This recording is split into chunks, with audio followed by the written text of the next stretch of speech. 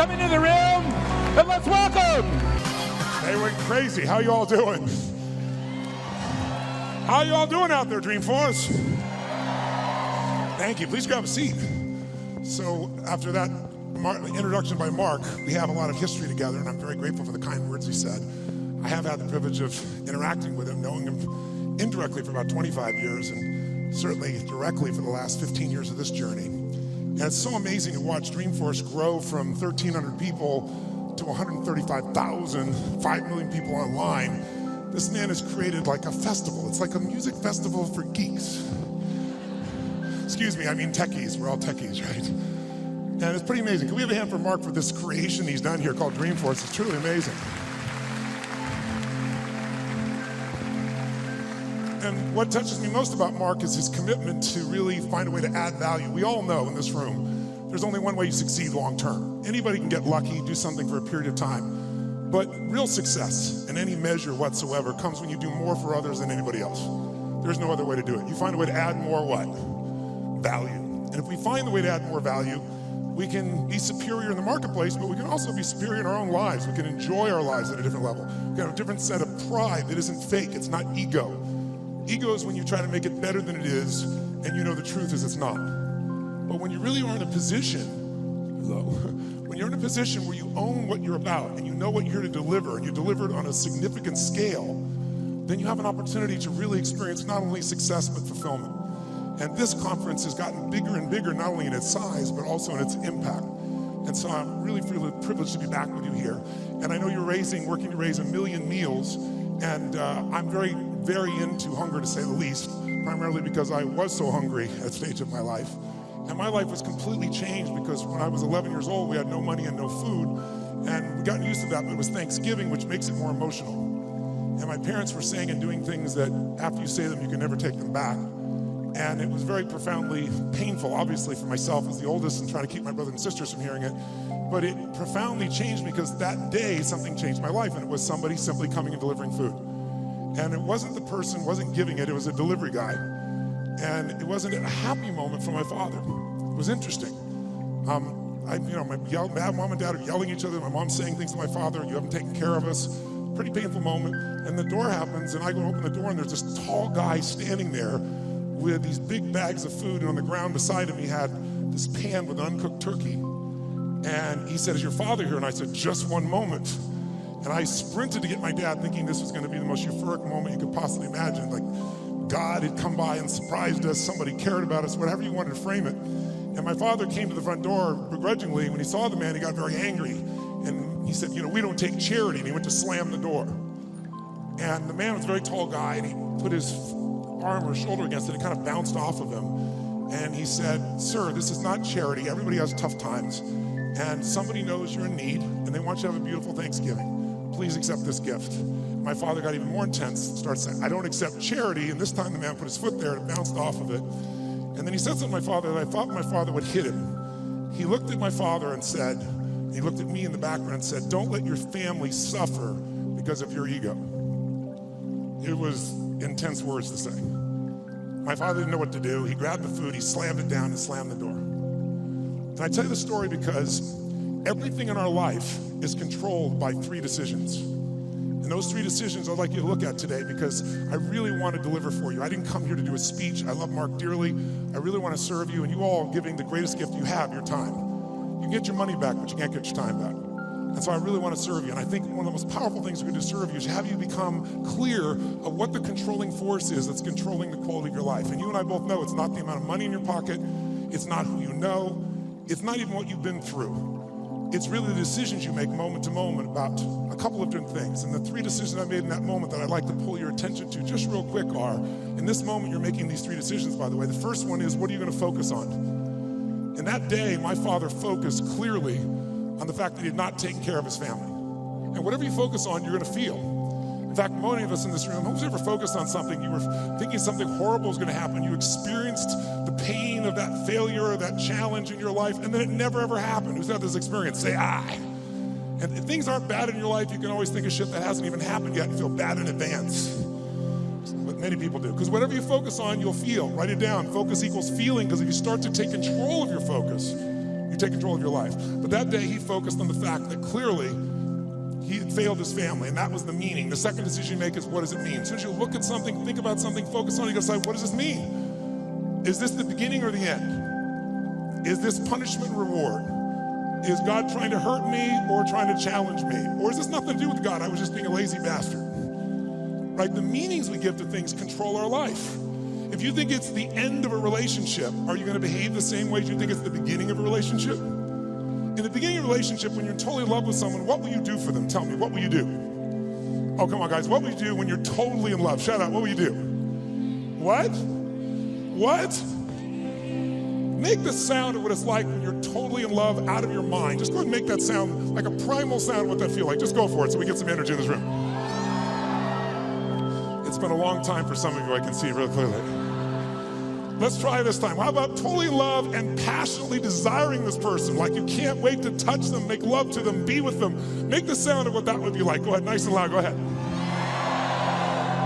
So when you have the meaning that this is the beginning of the relationship and this person's the most incredible thing and you will do what for them? What will you do? Anything. What if you were that way with your client? What if you're that way with your internal customers, because your partners? You go, well, if you have real sexual problems with HR, that would be the real challenge. But if your commitment was the same, when you're in that place, you do anything in the beginning of a relationship. In the beginning of a relationship, if your partner said, would you take out the trash? What do you say? Take out the trash. Happily. But after about 7 days or 7 weeks or 7 months or 7 years or 70 years, one day someone said, we take out the trash. You go, what do I look like, your janitor? You go, what happened to our passion? I'll give you a clue. If you want a relationship to last, if you think it's coming to the end, do what you did in the beginning and there won't be an end. Because when you think it's the beginning, you behave differently than the end. The meaning we associate to things controls our entire life. It's not that your mother or father died that's giving you suffering. Certainly that's painful. It's the meaning you think it shouldn't have happened. And when we take control of the meaning, it's the only thing we can control in our lives. We can't control events. And we're living now where technology is happening so rapidly. It's magnificent what it does for our lives. But we all know with that technology, our psychology is not developing as rapidly. And as a result, the world's changing. And a lot of us that have learned to engage with technology and use it to maximize, most people in this room. But there's lots of people that use technology to disengage, to be harmful to themselves and to other people. It's not a one-way street. So I'm interested in how to maximize the psychology side. That's why I'm sharing this with you. So you can increase both your leadership skill, but who do you have to lead first to be effective, my friends? Who? Yourself. And so good to see what's controlling you. Well, what I'm focusing on is controlling me. You can focus on something and make yourself crazy. You can focus on something and make yourself great. In this moment, you can be worried about Ebola, because we all know it's coming. People are freaked out all over the world. 36,000 people die a year of flu, and the whole world is focused on Ebola. Because the news is not designed to inform you, it is designed to startle you. Because that's how you sell things. So if you let someone else take control of your focus, your life will be in someone else's hands. So first decision is what you're gonna focus. Second, meaning. My father that day focused on he had to take care of his family, and the meaning was, I know what it was because he said it out loud, then I'm worthless. Now when you come up with a meaning, it produces an emotion. And if you and I want to look at the quality of our life, there's only a way to find it. One way really, that's real. How do you feel every day?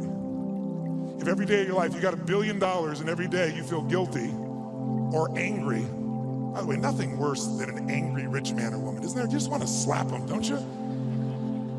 How do you have the right to be angry? They find a way. But if you got $1 billion and you're angry and you're pissed off and you're guilty all the time, what is the quality of your life? Angry, pissed off, and guilty. If you have nothing, I live in Fiji a portion of the time. I have a home there and a resort there and kind of 2 families of villages there that I interact with the last 25 years. And when you go to Fiji and you walk down the street or you drive by, people jump up and they yell, "Bula, bula, bula," which means welcome, be happy, we love you. And you drive by 5 minutes later and they jump up, "Bula, bula, bula." And you're going like, what drugs are they taking? No one's paying them. But they're so happy. They're in such a different state. They've learned to focus on something else and come up with a different meaning for life. But if the meaning is it's the end, if the meaning is that you're dissing me, if the meaning is you don't care, whatever meaning we come up with, that affects the third decision, which is what am I gonna do? And what people do is based on the meaning, since the meaning creates emotion, right? You can be miserable no matter what you have, and you can be euphoric having nothing. We all know it's true. In fact, is it possible to learn to let, for example, all hell could be breaking loose around you, and you could just be sitting in a chair in this centered space, all hell breaking loose, and you could still feel great? Is that possible? Yes or no? Yes or no? Sure, but you and I live in a Western culture. Well, if you sit and bliss out, people come and take your furniture. So we have to be good at not only controlling the internal world, but our external world. And that's shaped by what we do. And what people do is based on their emotions and also their role models. So I thank you, Mark, and I thank all of you that are role models for people, where you show people that success does not mean taking, that success can mean truly growing and giving. That money, resources, and opportunity are things to be shared. They're things that are tools for a quality of life that you're able to enhance for people and for yourself and your family. Pretty beautiful thing. My father that day decided what to do was, if I failed and I've been worthless to my family, I must leave. And he did. And to me, it was the worst day of my life. I'll never forget it. I loved him more than anything. I had 4 fathers. He's the one I finally got attached to. I was like, Mom, I'm confused. But then finally, years later, I got the benefit of it, because out of all those experiences and all that pain, that day I made 3 different decisions. First decision is I just decided to focus on something different than him, and that's the power we have. We get to decide what to focus on, and my decision number 1 is I want to focus on the fact there's food. What a concept. Pretty cool. But the most powerful thing to change my life was meaning. I said, what does this mean? Because my father had always said, my mother had always said, nobody gives a shit. Nobody cares. Don't care about anybody, they don't care about you. And that day I had physical evidence. Those you bringing food, I want you to know that's not just food. That's called love for someone. That's called hope for someone. That's called surprise for someone. And that day for me, I went, strangers care. And so I started caring about strangers. And I decided someday I'm gonna do the same. So when I was 17, I've had 2 families. It was like one of the most incredible experiences of my life. I went to the grocery store, I was all excited, saved up all my money, went to the manager and said, I want to feed 2 families, this is what I'm doing, it's not for me, give me a discount. And he gave me 10%, and I thought, cheap bastard. But I went out and I delivered this food, and ironically, I called this church and I asked in the barrio, a particular place, where are some families in need? They gave me 2 names. I put on t-shirt and jeans. I wasn't going to be acknowledged. I also didn't want someone to be insulted, because I saw what happened to my father. And I wrote a note, said, this is a note from a friend. And I said, I just want you to know, we know you're having difficult times, everyone does at times. And I want you to have a beautiful Thanksgiving, and please feel loved, take care of your family, and someday, if you can, do well enough to do this for one other family and pass it on. But love a friend. And I had it written in Spanish as well. And I'll never forget, first place I pull up, this rotten old van, stick shift van, that I borrowed from a buddy of mine, with all these bags of food. And I went into this place and got out, pulled up this little tiny building, really tiny, knocked on the door, and when I knocked on the door, this little woman opened the door. It was probably half my size, which is not hard, I'm 6'7", so she's like 5'2", and she looked up at me like this, and she saw the groceries, and she screamed. And she started grabbing my head and pulled it down and kissing me, and I was like, no, no, no, delivery boy, delivery boy. And she goes, no, God gift, God gift, God gift. And she didn't speak English, so I handed her the note. She read the note, she crying again, started trying to kiss me again. I said, no, no. She goes, God gift, God gift. So I pointed, where do I put this? In this tiny little room, there's a table there, I put the food down, and I went over to get some more groceries. And when I did, 4 children come running out. And one hits my leg and wouldn't let go. And when they saw the pumpkin pie, it was over. And it was one of the most emotional experiences of my life, because first of all, this little boy just wouldn't let go. And I delivered this food, and this woman was crying and smiling. And I stayed there just to take it in for a few minutes, seeing them all. It was like going back in time. And then as I went to go leave, I couldn't speak Spanish, and she was like trying to say something in Spanish. I didn't know what to say, and it was Thanksgiving, so I said, Feliz Navidad. It's like, I heard the song, okay? And she laughed and laughed. She's crying and laughing.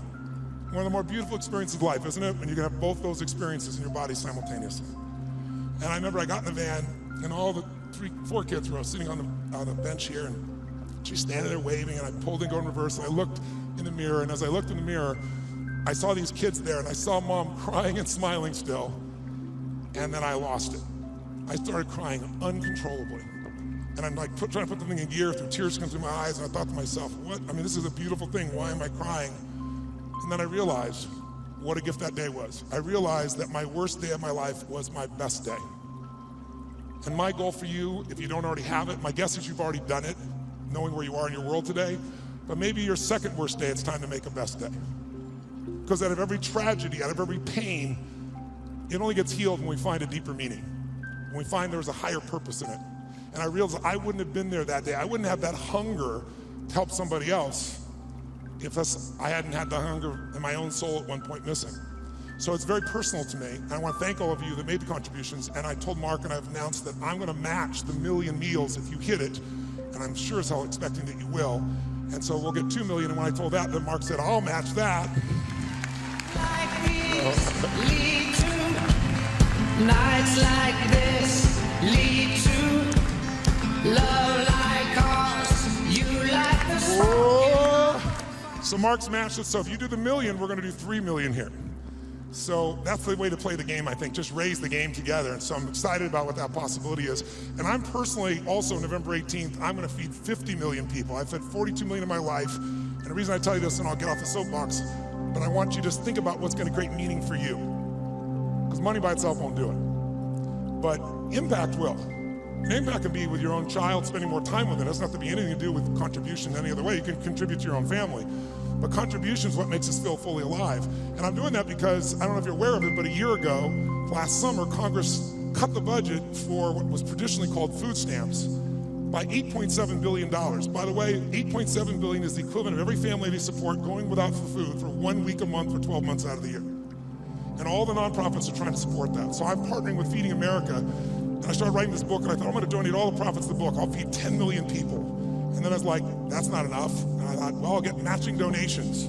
I'll raise the bar, I'll get 20 million. And as time has gone by, I finally decided I'm gonna do 50 million myself, and I'm looking to raise 100 million, and that's in addition to the 1 million I'm doing here. That's not part of it. So if you want help, you're welcome to, and Feeding America is my partner, and we're working for matching funds to get to 100 million people. I'm already at 67 million just with some friends of mine before we even launch it. But it's a goal, and why do we do it? I don't ask you to do it because it's heavy or something. I do it because you can. Do it because it's fun. Do it because research shows when it comes to money, buying things will never make you happy. Never. Doesn't mean you shouldn't have some nice things. I have some nice things, I'm sure you do too. But it's not gonna give you happiness. Buying experiences can make you happy, by the way. People who say money doesn't matter, they don't know where to shop. Because there's some experiences you can buy that are extraordinary. Who's got some experiences, some trips, some things you've done with family or friends that will live with you for years? Who knows what I'm talking about here, right? Those things, that money can be a really valuable tool there. If you can find enough add value and have money and do those experiences, how cool. I'll tell you what else money research shows will do. People always say money doesn't matter once you get to a certain level. No, it matters that you can spend $5 a month and have more emotional juice, and it can be measured all the way down into your saliva by hormonal changes. You want to use money, not let money use you. And so another thing that'll do it is getting rid of drudgeries. Who here loves to pay for shit you don't want to do? Right? Cleaning the toilet, who likes to have someone else be able to do that if at all possible, right? Because once you do that, those drudgeries are gone. What do you get to do? You have time, and with time, you can spend more time with your passions, the things that matter for you that you can do in the world, that share in the world. And the third thing that gives people the most enjoyment out of money, just so you know, is actually giving it away. And nobody believes that until you do it. Now, if you don't give a dime out of a dollar, you're not gonna give 100 million out of a billion ever. Don't kid yourself. It's the place to start wherever we are. And if you do, I think you can find there's enormous enjoyment in that process. And I think you also find if there's somebody you love, you do something for, it's even more. So that's why I'm here. And I want to now make sure in the time that you're here, let's kick this in gear and let's talk about 3 things that can truly change the quality of your life. Number 1, first of all, if you make new decisions about to focus on, try this just for a moment. Just for a second, take a deep breath in. Exhale and give it a moan. That was really pathetic. Let's try that again. Deep breath in, then make it a sexual moan and thoroughly enjoy it. Oh, that was much longer and deeper. I like that. That was good. One more time. Use deep breath in and give it a moan. Now, one of the things that I want to talk to you about here tonight, this afternoon, is really simple. And that is, everyone here is in business, and there's a problem that all businesses have. We're in the most competitive environment we've ever been in. We went from, 500 million people being online to a couple billion people being online. And in the next 4 years, they're saying we're gonna have 3 billion more online. That means this entire world is a bigger market. If you're the person that adds more value, it also means you're gonna have more competitors than you've ever seen in your life. How many think the economic world that we're in today is gonna stay the way it is? Raise your hand. Okay, one man on drugs, there's always one. Okay. How many think that the economic environment's gonna go through seasons? We're gonna have some more ups and downs as we adjust to what's happening in the world here. Say I. Well, then if we know that, our goal, you and I as leaders, should be to anticipate that. In fact, everyone in this room is a leader of something, whether you're the leader of the company or whether you're a leader of a department, or whether you're a parent or hopefully you're a leader and not a follower. If you're a leader, you've got to exercise that skill. And so I want to talk to you about that and one of the most important skills of that. But most people don't exercise that leadership because they're dropping behind in their skill sets. And I'll give you an example of what I mean. How many of you in this room, I want an honest answer, and I'd like you to yell the answer, raise your hand if you would, please. How many of you in this room have ever experienced the absolute total humiliation of playing a video game against a child? Scream I if you've done this experience. Oh, come on, let me hear you. What happens when you play the child? Who always wins? Come on, who wins? Always. Why? Is it because they're faster? Is it they're smarter? They're younger? Their neurons are functioning at a quicker tempo? Here's how it usually works. You're a mother or father, you're an uncle or an aunt, you're a grandfather or grandmother, you're a friend of the family, you're looking for a gift. We live in a tech world, in a world where today children play with an iPad and learn how to use it before they know how to tie their shoes. How different is that world? I was with Mark yesterday with his daughter for her 6-year-old birthday, and we're talking about things, and she's got these Legos, and a friend of ours says, oh, my 6-year-old goes on the iPad, searches on YouTube for videos on how to build cool stuff using Legos, and starts to study how to build all these structures. That's the world we're in that our kids are in at 6 years old. And imagine what else they're searching for and finding at 6 years old. It's a wild, wild world. So here we are with this technology, and most of us are not seeing what it's doing for us. So you sit down with this child who's high tech, you're not. Even the techies in this room aren't usually as gamers. I know there are plenty of gamers in the room, but there's plenty of not. And then what does the child do? The child says, oh, come on. You go, look, I'm not good at this. This is for you. Come on, uncle. Come on, auntie. Come on, mom. Come on, dad. It's my birthday. It's Christmas. They use the guilt approach, don't they? And what do you find? You finally break down. Okay. Now you should know you're being set up when they go, you go first. Right? And they go, look, it's really simple. You just shoot. You just shoot these guys, and it all drops down, and you think, okay, I'm gonna show this little bastard I can do a thing or two here, right? Take out the gun, you're and you're dead in 2.3 seconds. Whose experience is? Say I. Now what happens to the child? And about 45 minutes later, you get your second turn. Am I right? And then you're really pissed. You're dedicated, you're devoted, you're focused. You're gonna take this thing out. You last 4 seconds and you're dead. Out of the side of the head. The kid, 45 minutes again. Who's had this experience? Say I. Why does the child always win? Is it because they're faster? Is it because they're smarter? Is it because they're stronger? No, it's because they played this game before. As a result, they have the secret to success. They know the road ahead. And if you know the road ahead, you have an incredible power called anticipation. Anticipation is the ultimate advantage. See, winners, leaders anticipate, losers react. The reason you get beat is you don't know where things are happening, so you're reacting. Reaction is always stressful. And yet so much of our life is predictable if we just were to study it, not be caught up in our day-to-day. It's predictable the challenges you're gonna have in your relationships, or with your kids, or with your body, or with your job, or with your economics, or with your mother-in-law or father-in-law. These are predictable. And if you were to anticipate these things and put a strategy in place, you could take it all out and have the quality of life that you deserve. In business, it's everything. Those that anticipate, those that lead, and then there's those that follow. The followers are the reactionaries. So the more we can anticipate, and you can't anticipate and lead unless you first learn how to lead yourself at a different level. And so I love to have you just see that if you and I can start to take control of our focus, and we can start to take control of the meaning of our lives and make something really the meaning that empowers us, because look, what's wrong is always available, isn't it? There's always an Ebola, a bird flu, there's always something that's gonna kill the entire human race tomorrow on TV. And then there's your life. What's wrong is always available, and so is what's right. And you have to take control of that focus, because otherwise you become the follower and you get to live your life. Even though you're a smart person, we're all smart, but it's easy to get led astray by everybody else's focus, isn't it? and then all of a sudden let them create the meaning for us, and then all of a sudden we're settling for a life far less than what we desire or deserve.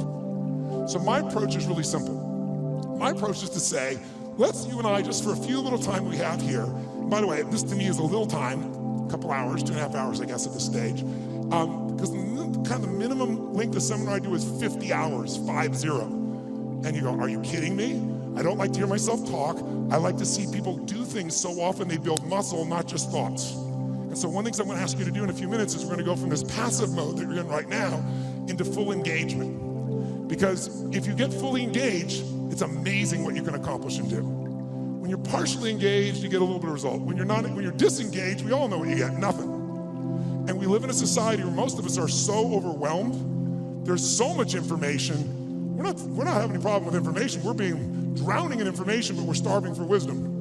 And so we got to separate it out. And so one way to separate it out is I'd like to talk to you about 3 things that can help you increase your performance and your life. Because what I'm obsessed by and have been for 37 years is what can increase performance for an individual or an organization. But also I'm equally obsessed about what's going to make somebody fulfilled. Because who's had this horrible experience? Who here has ever achieved your goal and then your brain said, is this all there is? Who's had this experience here? Say I. And that's worse than failing. At least when you fail, your brain can say, I can figure this out and do it again a new way. But when you succeed and you're miserable, you're basically technically screwed. So what I want to make sure that you and I do is we set ourselves up to be able to win. So there's 3 things I'd like to walk you through. 1, I'd like to walk you through how to the competitive edge that's going to get you both the performance you want at the highest level and also the fulfillment you want.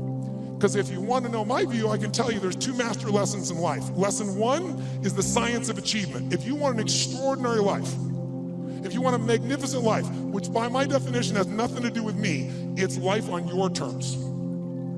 Some of you, what's an extraordinary life?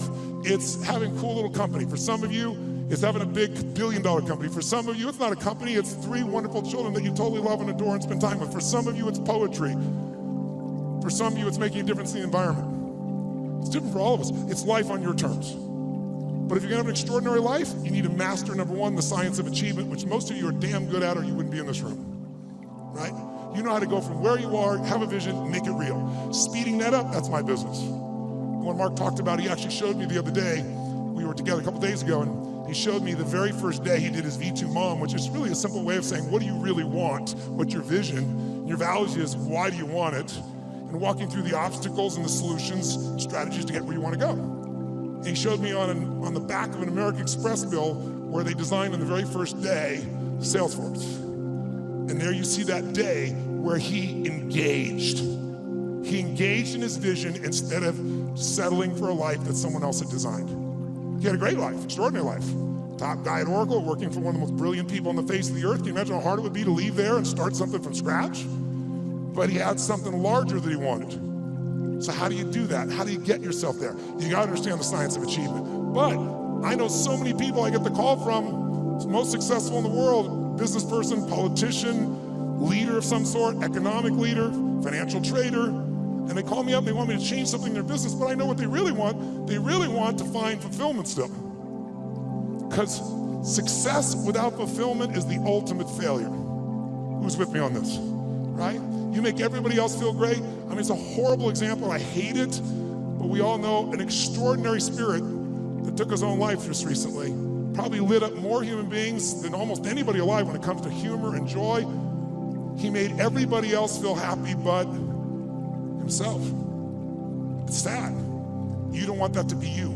If there's any gift he can give besides his joy, is the evidence of what you don't want to move towards. Nobody in this room is going to move towards that, but we do it at a little level. We die a little bit along the way by giving up what we really desire and believe in. And my goal is to make sure, see if we can wake that up. So, and by the way, fulfillment is as unique as there are people. Achievement, there's laws, right? You do this. Money, there are laws. Your body, there's laws. We all have biochemical, special, unique identities, but there's certain fundamentals. If you do them in mass, you're going to be overweight. If you do them differently, you're going to be fit and strong. Same thing with money. But fulfillment is as unique as art. Art is what one person thinks is beautiful, somebody else can think is ugly, and that's perfectly fine. Have you ever gone to an art museum and you see this big red square and they go, $10 million, you go, you gotta be kidding me. $10 million for that freaking square? I'll draw you a square. But someone else, no, look at the texture, the taste, the flavor, I can taste the paint from here. They have a different way of being fulfilled, right? So those are the two kind of lessons of life. So this is what I'd like to do to help you with both those today if you want to play with me. Number one, let's take a look at what will give you the edge. Who's up for having a competitive edge in anything you do? Say I. And it's not BS and it's not positive thinking. It's something you can test because the edge is what's going to get more out of you. Second, I'd like to show you how to create a breakthrough. Who here has an area of your life where there's something you've struggled with for a while and you're sick of struggling with it and you're sick of making excuses and you want to actually change it today? Who's got one of those in your life? Say I. If you want to play full out, I can show you that. And the third element really affects the other two, and it's really the one that affects business and life, and that's the power of engagement. All of these are tied to engagement. And I'll tell you what triggered me on this. I was thinking about how could I add the most value here? And engagement is one of those, new flash words in the corporate culture we all hear about. Oh, full engagement, partial engagement. But it's really true. Engagement plays such a huge role. And some of the studies that are out right now are mind-boggling. Have you seen the recent studies they've done? 142 countries asking workers around the world, how would you describe yourself? Fully engaged, partially engaged, disengaged, aggressively disengaged. And guess what they found out? Throw it up there. Around the world, in 142 countries, they found out that 13% of employees worldwide said they were actually engaged in their work. Now, for us in this room, you'd say that's absurd, there's something wrong with the survey. Well, you'd be right. In a room like this, it's full engagement, or at least a lot fuller engagement. America has the highest engagement of any country in the world, it's 29%, which sounds so much better when you're 13. So which would you rather have, a punch in the face or a kick in the stomach? But let's flip that around and say, what does that really mean? It means 71% of people are disengaged at work in the richest, most powerful, most influential country in the world. It's mind-boggling. Now, if it was only one study, you'd say, oh, it was a partial. You can see study after study coming up with similar numbers, slightly off, but pretty much the same ratios. Now, here's what's really interesting. Of those 71%, there's a group in there, about 24% of them, that are actively disengaged. You know what that means? That means they hate what they do and they hate you. Now, this is pretty important, isn't it? They hate what they do, they hate you, and they will actively work to disempower the organization. Who has ever bumped into one of these humans? Raise your hand, say I. Okay, so when you bump into these humans, it's not usually a pleasant experience, and we all know they're out there. And by the way, how much damage can they do in a world that has, social media everywhere where good news travels fast and bad news travels faster, and people don't care what the truth is afterwards. It's a cool story, it makes it go. So this is an area that if you're going to change your business, you got to make a difference. So here's what I'm looking at. What makes the difference in people? What makes the difference in an organization? And I would submit to you that it isn't getting a head start. You can find individuals who you give everything to. You can love on them, give them a great education, they get a great economic background, and can spend the rest of their life going in and out of rehab. Who's seen this before, knows what I'm talking about? Say I. On the other hand, you see people that life's kicked in the face, somebody's been abused mentally, emotionally, physically, you name it, and they become the Oprahs of the world. So it's certainly not, advantage does not come because you were given something. And by the way, in business, advantage doesn't come because you have the most resources. Companies with the most resources don't win. The most resourceful companies win. The most resourceful companies are the ones where employees are the most engaged. And it's statistically proven. You look around and you say, who had the lead? Well, before YouTube, there was Vimeo. They had a year jump. Pretty much the same technology, just didn't engage as many people. Before Google, there was, what happened, Yahoo? If you're out there, what the hell happened to you people? Right? Before Facebook, there was, what happened to MySpace? Facebook was more engaging. Engagement is really the new factor. Being able to be fully engaged. And by the way, in your intimate relationship, how important is engagement? Some guys go, very important, I want to put it off as long as I can. No, I don't mean that. Full engagement in that area is going to determine the level of fulfillment you have or don't have in a relationship, right? The more engaged somebody feels that you are with them, the more energy you have, the more connection you have, the more aliveness you have. So part of what I'd like to kind of experiment with here is kind of discover what creates engagement for real with you, what creates disengagement, because these are huge factors. Because if you understand what they are, your level of performance, your level of results, your level of leadership, your level of joy will change very, very radically. Who's with me that engagement is not just a term, but something that can make a difference in your body? Let me see a show of hands, say I. Now, I'm asking for your hand raised for some engagement. Because here's what research shows. If you listen to me passively as I'm talking here, guess what? Within a month, if you just listen, sit passively, most of you are doing it, there's nothing wrong with this, what you've been doing your whole life, what you've been taught to do, you'll remember about 10% of what I say 2 months from now, which basically means you wasted your time today and I wasted mine. 10%. How many came here because you want to learn something, do something, change something, make something stronger or better? Say I. If that's true, then if all you do is take notes, which I don't see anyone barely doing, oh, thank you very much, a few of you. I stand corrected. Then nudge the people on either side. What's wrong with you, bitch? Come on, where's the notes? Right? Because I don't know anybody who's got that great a memory. In my entire life, I've kept journals. Because here's what I learned early on. Writing it down, if I never look back and read it again, the physical act of writing it down drives the groove deeper. Repetition is the mother of skill. You look at anyone who's masterful, why are they masterful? Why can LeBron James do what he can do? Because he's done it a few million times, right? You know, Kobe will go out and make 300 shots before he will leave that floor every day. 300 shots. The same freaking activity. Most people in tech world, oh, I heard that story, I know that thing, oh yeah. If you're not doing it, you don't know shit. You understand. And understanding in $3 will almost get you a Starbucks. If you're gonna master something, you need to get the repetition where you get it in your body and you bring emotion to it, and enough emotion, enough repetition, it gets in your body, and now it becomes physical mastery where you don't think about it and you just do it. Mastery is tying your shoes. Most of you can do this, chew on some gum, send a text simultaneously. Not some people leave their tongue out while they're doing it, but you get the idea. If you do something enough, and you're confident enough, you're certain enough, it's in your body, that's mastery. So I'd like to see if we couldn't get to a different level of mastery in this. And what I'm gonna ask you to do is, by the way, if you listen and take notes, just write those notes down or you type them in, whatever you do, research shows you'll retain about 40 to 50% of what's been said. For the future, I'd highly engage or encourage you to do that. Now might be a good time. And then the third most powerful one is if you physically engage your body. If you ask you a question, yell back the answer. Or in a few minutes, I'm gonna ask you to actively engage in a different level. Engage with each other, do some crazy things you wouldn't normally do. What that does, it brings up engagement, 80, 90% retention, because now it's not just a thought or a right, it's a feeling in your body as well. And if you do that, you're gonna retain it. Who's up for doing more and holding on to more? Say I. Then to do that, I'm gonna ask a couple things. One is if I ask you a question, please yell out the answer. You're already doing that, you're being very kind, but don't be kind anymore. Do it with more passion and intensity. Because I'm not gonna ask you questions you don't know the answer to, because I want you to feel good about yourself. But if you yell out the answer, you'll activate your body's nervous system. Make sense? And the more you activate, the more energy you'll have. We live in a passive society, and if we're gonna engage, by the way, the companies that engage, the companies that have records of the top 25% in the country, highest levels of engagement of employees, companies like Google, companies like Salesforce, companies like Apple, companies like Facebook. And by the way, guess what all the research shows? 22% more profitability, almost 1 for 1. For every percentage of increased engagement, you almost get an increase in profitability. But I would argue you get that in your personal life as well. The more engaged you are, the more the other person will become engaged. You want to get somebody engaged? You get engaged. Think about it. Everyone in this room is a leader. What's our job to do as a leader? Our job is maximize resources, right? How do we take whatever resource and get more out of it? Ourselves, other people, our economics, our business, our technology. That's the job of a leader. But you can't maximize resources if you don't have full engagement.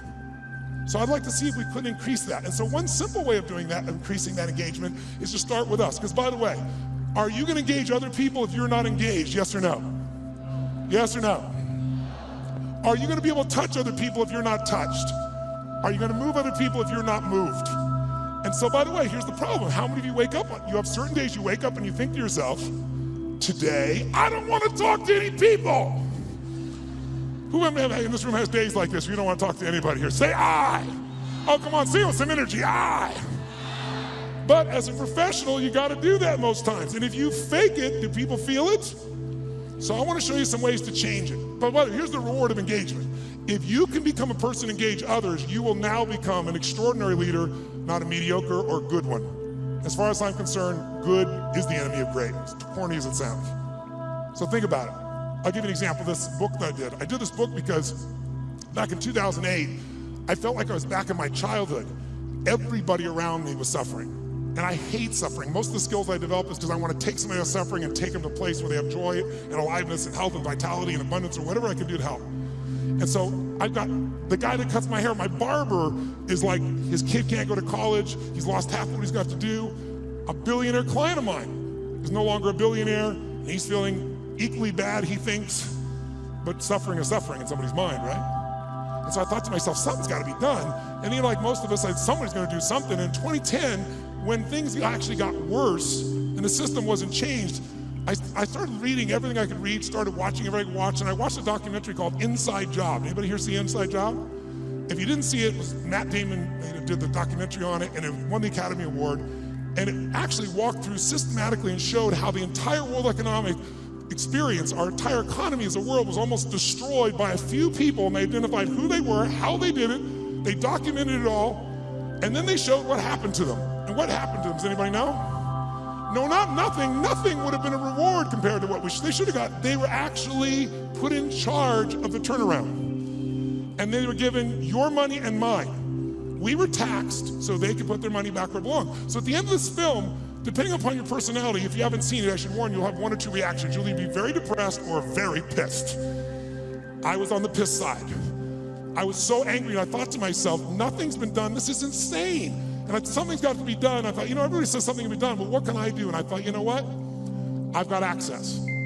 For 21 years, most people think I'm a happy, bouncing around, positive thinking, screening guy on an infomercial from 20 years ago, but I have continued to grow. Not taller, hopefully. But in all that time, for 21 years, I've coached Paul Tudor Jones, who's one of the top 10 financial traders in the history of the world. He's a man who's made more money than almost anyone on earth, along with George Soros and a few other names you may know. But Paul's really unique in that Paul found himself in a position that in 1987, when the stock market crashed, the largest percentage in a day still to this day, he made 20% when the whole world was losing everything. He made 200% that year for his clients. Just unbelievable.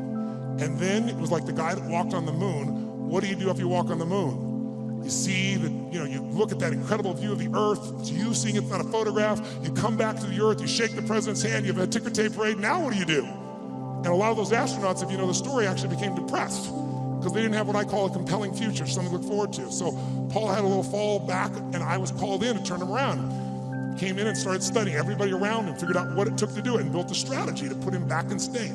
He's been successful and made money every year for 21 straight years. Every single year. There's no one in his class that's done that. No one. Pretty amazing. I was with him to give example. We were together back, if you remember, in the tech bubble of 2000. It blew up. Paul made money. Right by him, side by side, every single day. He's emailing me every single day. I'm talking in some ways, communicating him, or I'm going to see him every 3 or 4 months to be there in person, make sure we keep tweaking the system. I'm not there to be a positive thinking coach. He didn't need that crap. I'm a prepare for anything coach.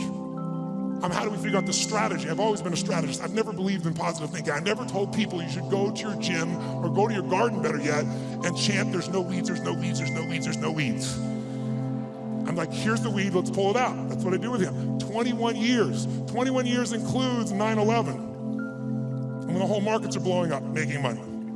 21 years includes everything we saw in the subprime crisis, making money. It includes when we all went through the dropping gold, those are associated to it not long ago.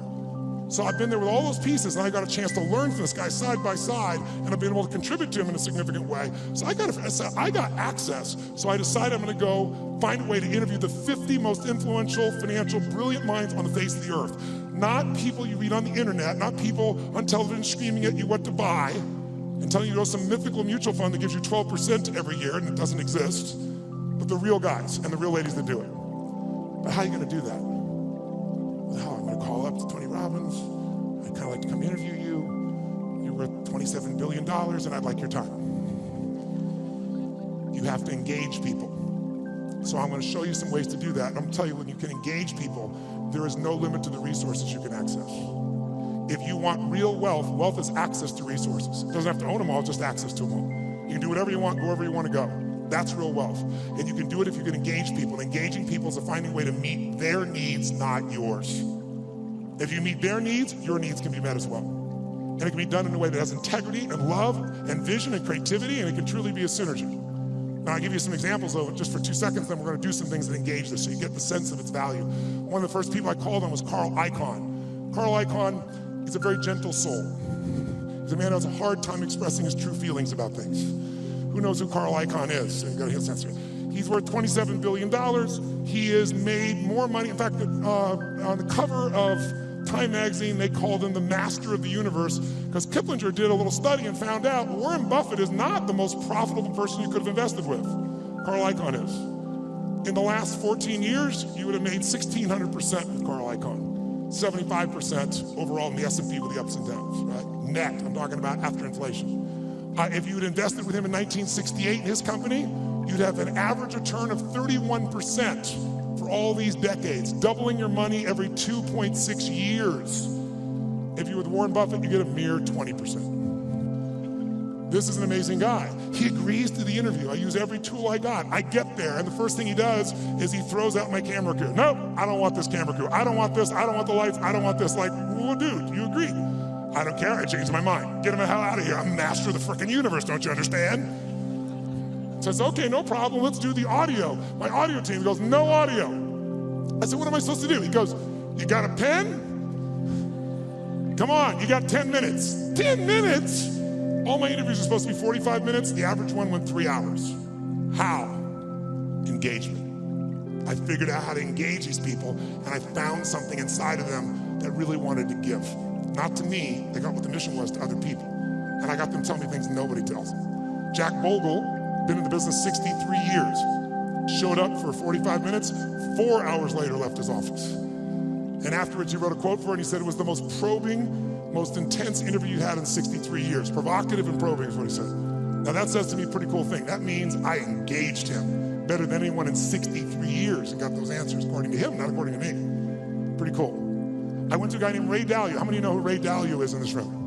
Look how few people know Ray Dalio. Ray Dalio has been called the Da Vinci of investing. He's been called the Steve Jobs of investing. But most of you never hear of him because you couldn't access him in a million years. But if you're president of the United States, if you're head of the Fed, if you run China, you know who he is. And I'll tell you why. To work with Ray, first of all, for the last 23 years, he's made 21% per year compounded before fees. Through all those environments. Unbelievable. But here's all it takes to work with Ray. You need a $5 billion net worth, and $100 million is the initial investment, and that was 10 years ago, and now he won't take your money no matter how rich you are. You're talking to him, and he gets a phone call, and it's the Prime Minister of China who wants some coaching. A large hedge fund might be $15 billion. Ray's $160 billion. I got hold of Ray. Part of what happened with Ray was he'd been a fan of mine, it turned out, for about 20 years. But what I did, I spent 15 hours to be ready to engage him. 15 hours of total immersion so I could pitch and catch with him. So I didn't just talk, I could do it back. He wouldn't just throw the ball, I could throw it back to him. And guess what? At the end, he has built something over the years called his all-weather fund, which is designed to make money no matter what market you're in. You don't have to know the markets. He said, what if I die? Someday I will. How will my kids have money? How will my philanthropic areas have money? Here's what I'm gonna do. I'm gonna figure out why a balanced portfolio doesn't work in 2008 or 2000. And everything we've been taught about finance is wrong. And the Da Vinci of investing figured it out and has done it for himself for a decade and a half, and he tested it back to 1925, and it just makes money in any environment. So now his clients get to do it. Not the 1%, not the 0.0, the 0.001%. So I'm sitting down with Ray and I get him to explain how it works, and at the end, we're engaged 3 hours into it, and he tells me how this works. And I said, this is beautiful, but I'm doing this, so I'm not doing this for money, I'm giving all the money away. I want people to have answers. And you just got done saying the average person going to the wealth manager will never work. They can't possibly do it. They might be sincere, they might even put their money in the same place they put you, but how many gold medals have they won, he said. Those are the only people that win. There's only a few. It's a giant poker game with a few winners. So you just said they're not going to win with anybody else. So I said, this is worthless without knowing the exact recipe. How much in this, how much in that, how much in this percentage, whether I got $1,000 or 20 million, 200 million. He goes, Tony, that's my secret sauce. That's what $5 billion and 100 billion used to get you. I said, yeah, but you won't take anybody's money now. He said, yeah. And I said, you're giving away half your fortune with 14 billion. You're a giver. Help a guy out, give me the secret sauce. And he goes, it's really complex. I can't really just share it that way. I said, I know it's complex, but I'm a pretty smart guy and I'm good at simplifying. I believe complexity is the enemy of execution. That's what it is. You got to make it so simple, people do it. Complexity is the enemy of execution. So I'll get it simple, you get it to me, I'll make it simple. He goes, well, it uses leverage. I said, give me one that doesn't leverage, that anybody could do. They could do it with ETFs. He goes, well, I don't know what that's gonna look like. It won't be perfect. I said, your worst plan is gonna be better than anybody else's best plan. And then he this moment of engagement, this magic moment, he opens up and he goes, okay. And I'm writing like crazy. I got the video camera going. I'm feeling this vibration in my body. I left so excited, knowing it was something special, but not knowing what it was. But that formula, I took it to Hightower, $30 billion asset company, and said, test this, 30 years, 40 years, 75 years, how's this done? Over all that time period, in the last 30 years, it lost money 4 times. Made money every other time, and the 4 times, one of the losses was 0.003. So it really practically lost money 3 times. You know what the average loss was? 1.9%. But the average gain, just under 10, all in. The largest loss in 75 years, it's been right 85% of the time, the largest loss was 3.95, as that was 2008. Less than 4% when the rest of the world, from top to bottom, lost 51%. It's in my book, by the way. And so a bunch of my partners are like, hey, this is a business. Don't put that shit in the book. And I said, you know what, it is a great business. We can help people do it if they want to do it, but it wasn't offered in that spirit, so it's there. I tell you this because I want you to understand, with engagement, you can get anything. But engagement, I want you to define it, I want you to experience it. And so what's the first thing that allows you to engage somebody? What's the number one thing? Right now, if I said to you, what is it? How many think Mark is a fairly engaging guy without blowing smoke? How many have to say this guy's pretty damn engaging? Say I. What makes him engaging? What makes somebody you find engaging? What makes them engaging to you? What is it about them? Think about it. Say it out loud. What makes somebody engaging? They're positive? What's that? Eye contact makes somebody engaging. She's talking about another level of engagement. I can feel it right now. What else creates somebody engaging? Come on. Smile. What else makes them engaging? Energy. Passion.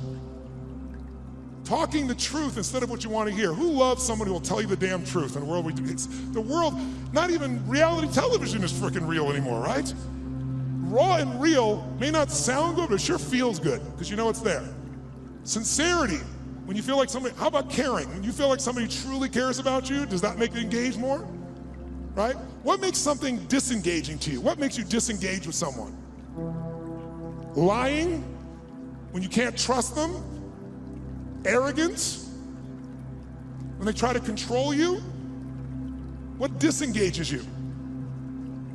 When they come up to hit on you and they're not even committed, you're like the 12th person and you can feel it.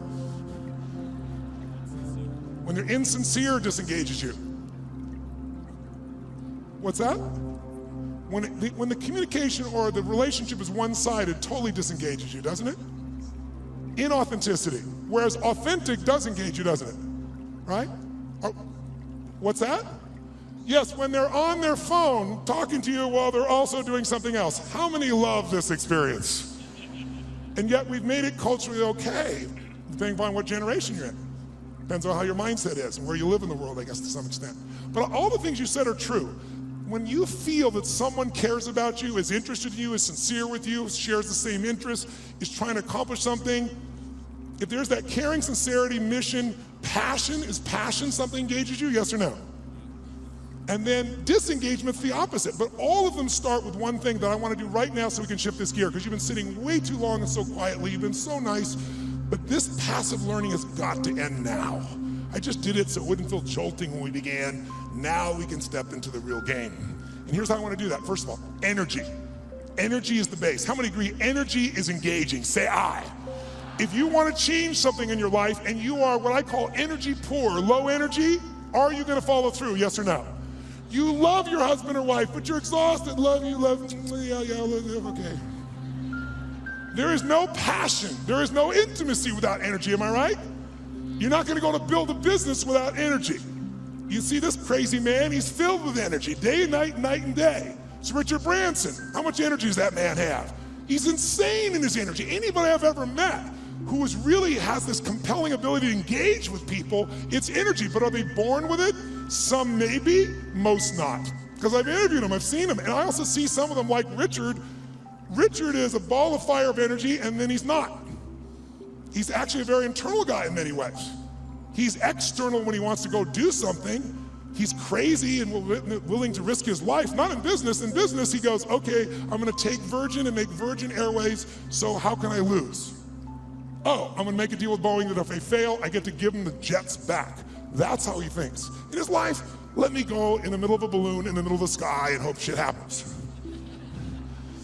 The point is, engaging people have that kind of energy. It doesn't matter who they are, where they are, they have that kind of experience. So what you and I got to do is we got to tap that out. So how many of you have had times when you were in the flow, where energy was going through you, like you didn't have to think about it, the right thing was said, the right thing came out of you? Who's been in this place before? Say I. Oh, come on, say I. Who's ever had a time where you did something, and after you did it, you thought, I can't believe I said that, I can't believe I did that, that was so stupid. Who's done this before? Say I. Who's done something where after you did it, you went,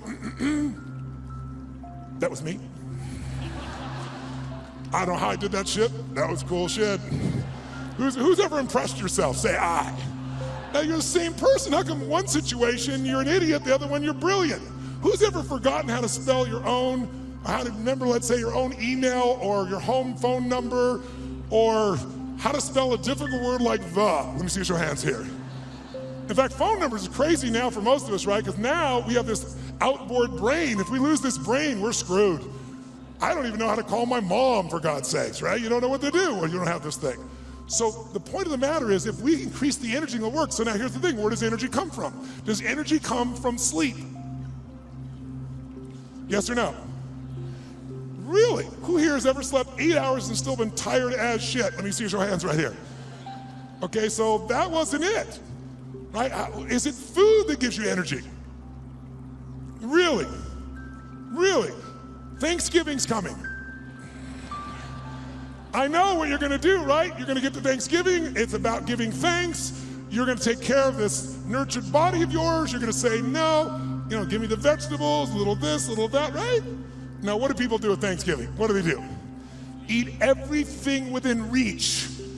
And when you're totally stuffed and you can't have another bite, and you say, I'll never what? I'll never eat again. And somebody goes, pumpkin pie? And you go, okay. Come on, who knows what I'm talking about here? And by the way, what happens after? You feel like going for a run? What do you want to do at the end of that meal? Tell me what? Who here has ever fasted for 5, 6, 7 days or more, gone on a fast? Does your energy increase or decrease as you no longer eat? Which one? Increases massively. So if it's not food and it's not sleep, don't get me wrong, those are useful, then what is it? The answer is, it's psychology. It's a mindset. It's a decision inside yourself where you say, I will no longer tolerate low energy in my life, because low energy equals shit relationship. That's a technical term. Low energy means low, lousy business. Poor energy means I no longer have the impact on my children. Someone else with greater energy is going to. And if we can find a way to increase our energy, and here's the good news about it, it's psychology and it's movement. The way you move will create it. So I'd like to start out right now with no more passiveness, and let's get active. Who's willing to do this? Say I. Stand up, you've been sitting way too long. Stand up, shake your body out. Shake it out, come on, we've been sitting way too long. Shake it out, shake it out, shake it out. And then before we do anything else, just to get you going a little bit, stretch up a little bit here. Go over to one side, give it a nice deep moan like a little kid. Go, moan. Oh, come on, louder, moan the other side. Back, high-pitched moan. Forward, deep moan. Shake your body out a little bit. Now, here's what I'd like to do, just get started. Let's set a new standard. And a way to do that with people like yourself who are completely non-competitive is simple. I want you to turn to someone next to you and I want you to point at them and go, I own you. Go ahead, try it. No, I mean say like, I own you. Come on, do it again, I own you. That means I am challenging you, lazy, tired person. And here's what we're gonna do. Emotion, listen to me now. How many would like to have more joy in your life, more excitement, more passion, more aliveness? Who wants more of this stuff? Say I. Can you have everything in your life work out and still be in a lousy state? Can you achieve your goals and go, woohoo? In fact, in our society, it's almost encouraged, because if you do really well, who's ever lowered your enthusiasm about something you achieved because you didn't want to upset somebody else? Who's done this before? But by the way, it teaches your brain never to go for it, never to feel great. So the first thing I want you to do is really simple. I just want you to try not using your head, but just your body. And I just want you to just turn the person, point and go, I own you. Go ahead, I own you. Some of you have to join a group of 3. We're into that, go ahead. When I say now, I want you to literally try to outdo their body with energy. I want you to shake the building like you're celebrating the greatest sports victory of your life, like you had the greatest orgasm you've ever had. And you are like a little kid celebrating, not like a boring adult. Ready? Face the person. You're going to outdo them for 30 seconds. 1, 2, 3, go, go, go.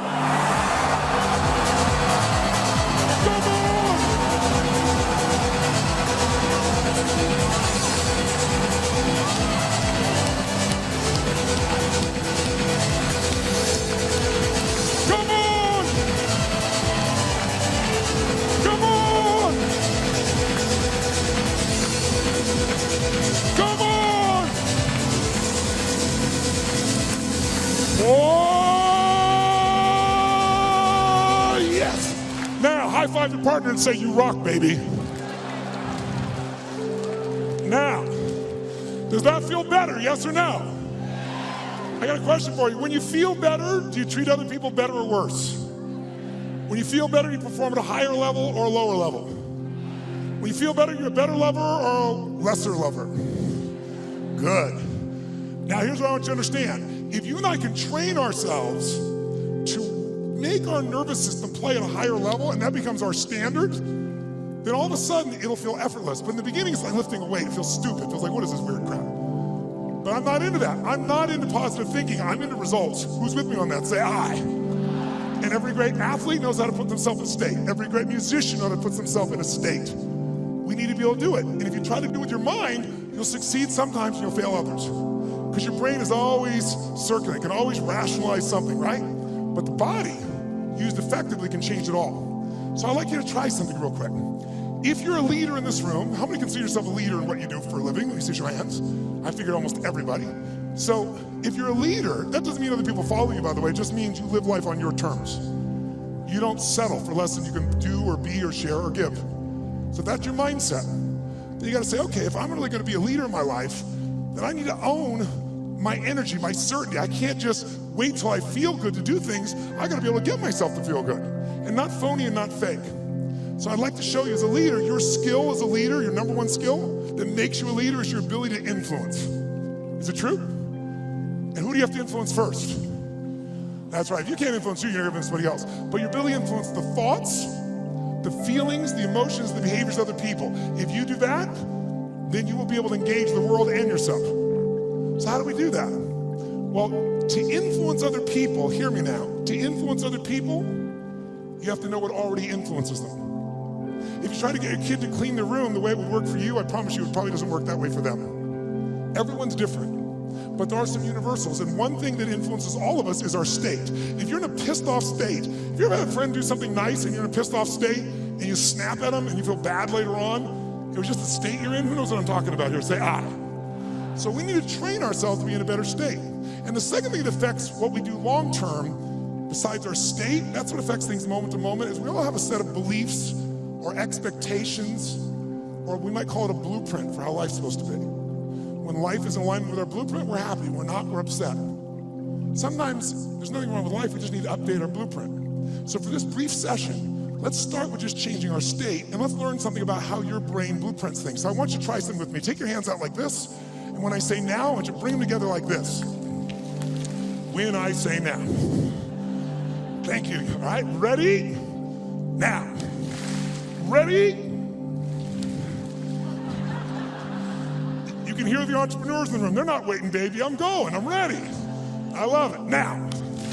Ready? Now. Ready? Now. Keep your hands together. 32 years of research in 160 countries shows something really simple. As often as you pull your hands apart and bring them back together, if I don't mention it, you will always run the same pattern with the same thumb on top. In fact, notice which one it is. And I like, just try it, see what happens. Do it again. Ready? Go. Ready? Go. Ready? Go. Ready? Change thumbs. Go. What's that look on your face? Why does your face look like that? How many feel like this feels a little weird to change thumbs? Let me see if show of hands here. Right? Now, try it again. Do it the normal way. Watch how good you feel. Ready? Go. Ready? Go. Yeah, I'm good at this shit. I can do this. Try it the other way. Ready? Opposite thumb. Doesn't look, your faces look really bizarre right now. Now, some of you say, I want to change my business, I want to change my life, but you're really upset about the thumb move. We're really having some problems here. Let's go back to your normal way one more time. Ready? Go. Ready, go. Keep your hands together. Truly, 32 years of research has found something interesting about the pattern of how you hold your hands when they come together. If your left thumb is on top of your right thumb, then the driving force in your psychology is the desire for sex, and you're an incredible lover.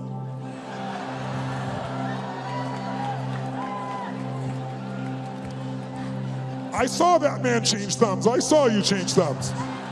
We're gonna try to show the one. Oh. However, if your right thumb is on top of your left thumb, then the driving force in your psychology is intelligence, and you will be absolutely financially free in your lifetime. Look at this poor bastard. He's having a thumb fight. Do I want the sex or the money? The sex or the money? If your thumbs just came together and you didn't cross, it means you think you're smart, sexy, and rich, but you will never be any of the three. I'm very sorry for you. This has nothing to do with anything, we're just engaging your body. So shake your body out, shake it out. And here's what we're gonna do right now. We're gonna go engage each other. How many believe that engagement makes a difference in the quality of your life? How many buy that? Say aye. How many think engagement makes a difference in how happy you are? Say aye.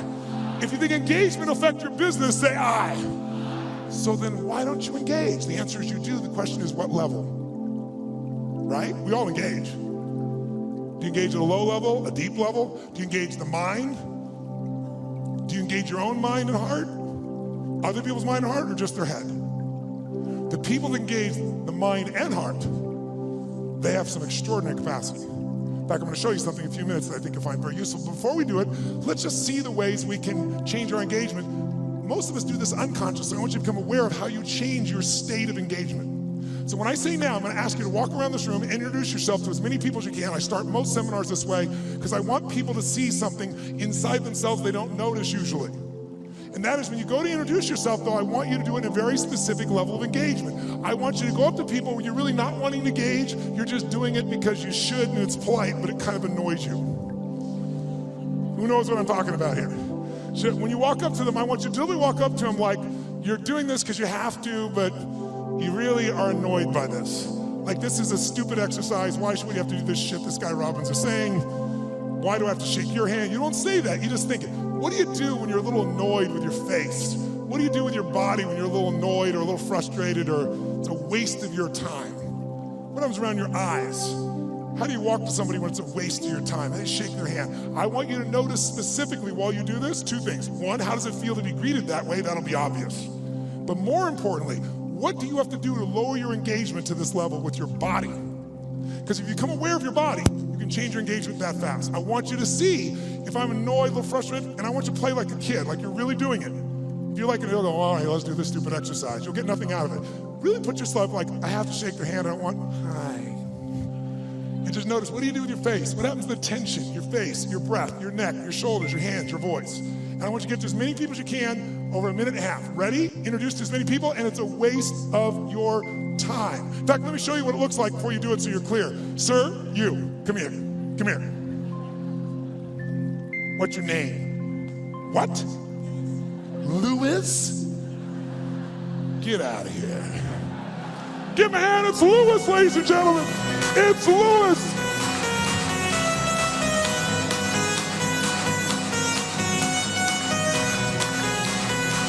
Oh, all right, get to as many people as you can now. It's a waste of your time. See what you do with your body, go.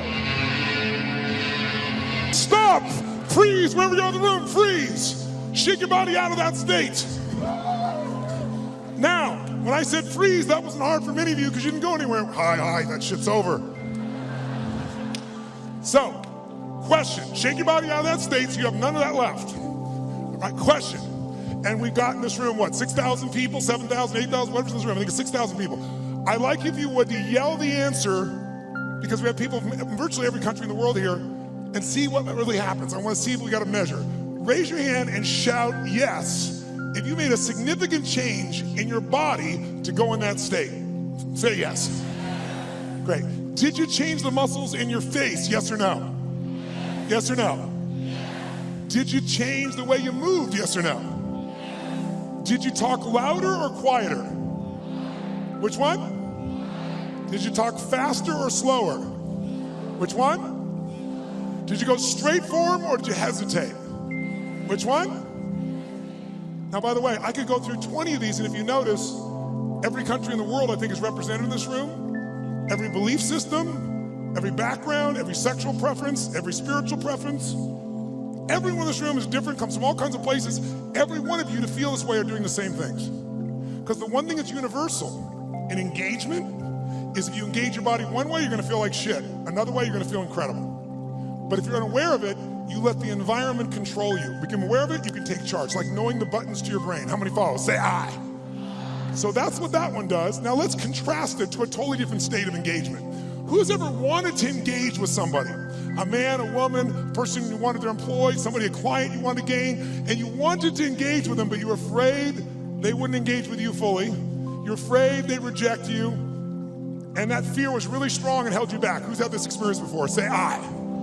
Good. If you don't raise your hand, you lie about other shit too, so I understand that. So here's what I'd like you to do. When I say now, I'm gonna ask you this time to greet people in a different level of engagement. I want you to greet them as if you're deathly afraid they're gonna reject you.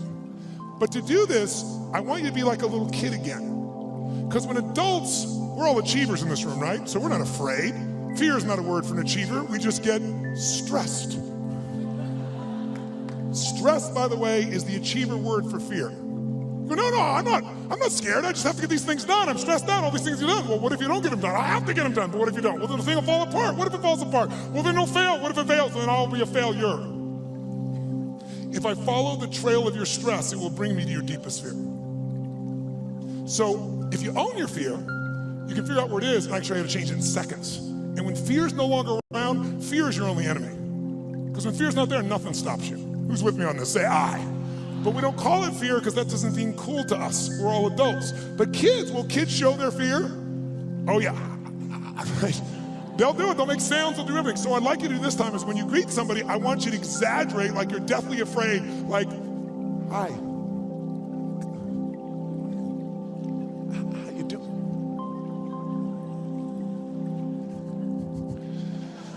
I want you to exaggerate it so you'd see what you're doing on a very subtle level underneath. I'll show you an example. Who's ever watched the Winter Olympics on television and you're in your chair and watching somebody snowboarding or skiing, and as you're watching, feel yourself doing this? Who knows what I'm talking about here? Say I. So I'm gonna ask you to exaggerate so you notice it. So please play full out. It's the only way you're gonna see what you do, and see what do you do differently with your face, your voice, your body when you're really afraid. And it'll show you contrast. Just for 1 minute, as many people as you can, totally exaggerate, you're deathly afraid, go, greet them, greet them, greet them.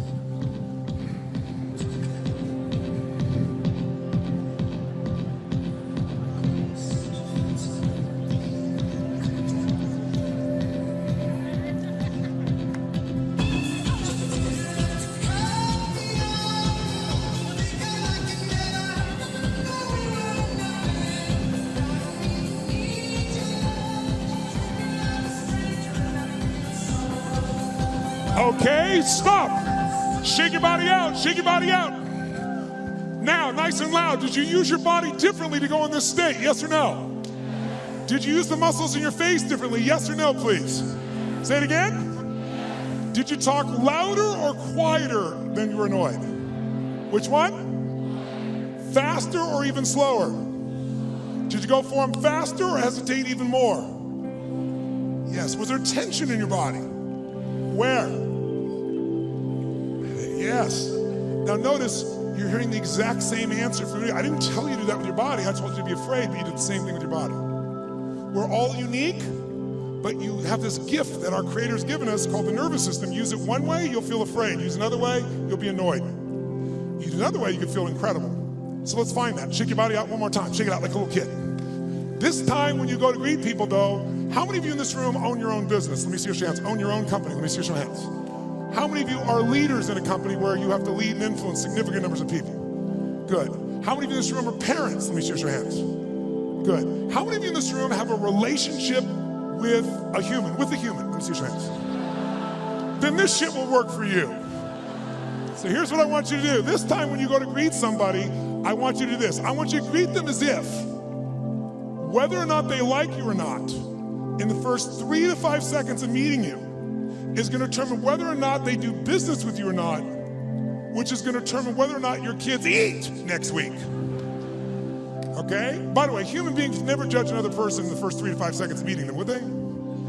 Would they? So if they, and some of you don't have kids, so let's make the game more intense. If they don't like you in the first 3 to 5 seconds of meeting you, then everyone you care about dies like pigs in hell. That's all. That's all it is. Okay? That's how important. Let's see if you use your body differently if everyone you care about's on the line and they gotta like you in the first 3 to 5 seconds. Ready? Go, go, go. Oh, yes. Now, shake your body out. Does that feel better? Yes or no? Yes or no? Did you use more of your body or less of your body? More of the muscles in your face or less? More of your voice or less? Did you talk louder or quieter? Faster or slower? Did you hesitate or go straight for them? Did you touch them? Did it feel good? Why? You should have seen who I touched. Why did it feel good? You forgot the lesson already. Because emotion is created by motion. And the more you use of the gifts that you've been given, the more of those gifts you experience. See, this is a gift that most of us don't pay attention to, especially in a world where everything we do is in a box. What do people do? They wake up, have a box breakfast, get in their box car, drive to their box office, type in a box, have a box lunch, drive back home in the box, turn on a box, go to a box and open up and get a cylinder to change their state. Right? It's like, that's crazy, right?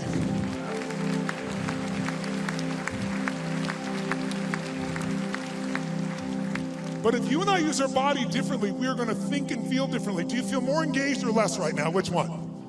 Did you engage others more or less? Now, by the way, was that the best way you could greet someone? By the way, did that feel, first of all, did that feel good? Yes or no? Make some noise if you enjoyed that feeling. Come on, make some noise. So, question, was that the best greeting you're capable of giving a total stranger? Yes or no?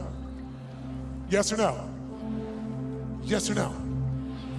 Wow, listen, you hear some yeses and some nos. If you're saying no, that's not the best you could do, should we review the experience here for you? We said if you don't give your best, everyone you care about dies like pigs in hell, and you still didn't give your best. We need to talk. If you said no, I respect you. You know why? Because if you said no, that wasn't my best, you were being truly truthful, because whenever we get to what we think our best is, what do we always find?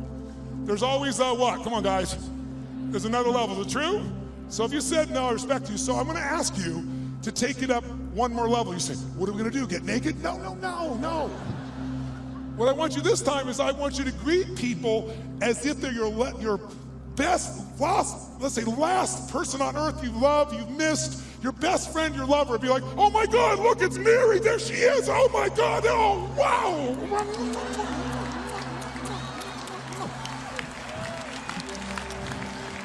I want you to greet people like they're your long-lost lover or best friend. Ready, go, go, go! Oh, let me hear you, come on! Oh!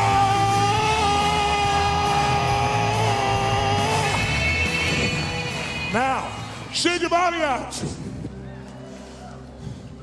Does that feel better? You feel more alive or less alive? More energy or less energy? Did you use more of your body or less? Did you use more of your face or less? More breath or less breath? Did you talk louder or quieter? Faster or slower? Did you hesitate to go straight for them? Did you touch them? Did it feel good? Why? Because emotion is created by. Now, the more you use of this, the more you're going to have. By the way, the more you use of this, the more you'll engage other people. We talked about Robin Williams. How freaking crazy was he in the use of his body? He used everything. That's why he could reach everyone and accept himself. So we're going to make sure you do yourself and everyone. Because the first engagement is inside. How many feel much damn better right now than when we were sitting here before? Say, ah! So we want to use this. This is not something you just engage in one time. If you become engaged, you can engage anyone else. If you sincerely care about them, if you're looking out for a way to support them and yourself, but you're not going to do it if you're low energy, poor energy. You want to be energy rich. Now, if you do this and you sit down and you don't drop out of state, this energy's still available to you once you turn it on. How many, by the way, feel like sitting down right now? How many feel like rocking and doing something? Here, let me see your hand. Say, ah. Because life is momentum, isn't it? Just like business is momentum, emotions momentum, sports momentum. So you can build your own momentum, but what you gotta do is you gotta do the simple practice of putting yourself in a peak state. Because why? Peak performance comes from being in a peak what? Say, Tony, what am I supposed to do? Go to the president of Microsoft and go, Charlie! I bet it'll change your state. No, but if you start within you, even if you only show a portion of it, like a tip of the iceberg, people feel there's something deeper underneath, even when you don't say it. They sense what's in you. And when that's there, you can have a much deeper impact. Now, why did you come to this conference? Tell me, anyone, why did you come to this conference here? To grow. To grow what? What's it? To grow what? To grow inside as an individual. What did you hope would happen if you grow inside as an individual? I'll be a better person. If you're a better person, what will that give you? A better life. If you have a better life, what will that give you? Happiness. So he's got a long story, but he just freaking wants to be happy. And most of us have a long story. If I do this and this and this, if I have 14 perfect children, if I change the world, if I make $1 trillion, if I do these things, then you have some people's happy, some people's free, some people feel a life of meaning, some people say I'm lovable or I'm loved. We all have different words, but we're after emotions. Everything you do, and most of us in this room are pretty intellectual individuals, pretty smart individuals, at least we think we are, but this gets in the way often of this. And we forget this is what we're after.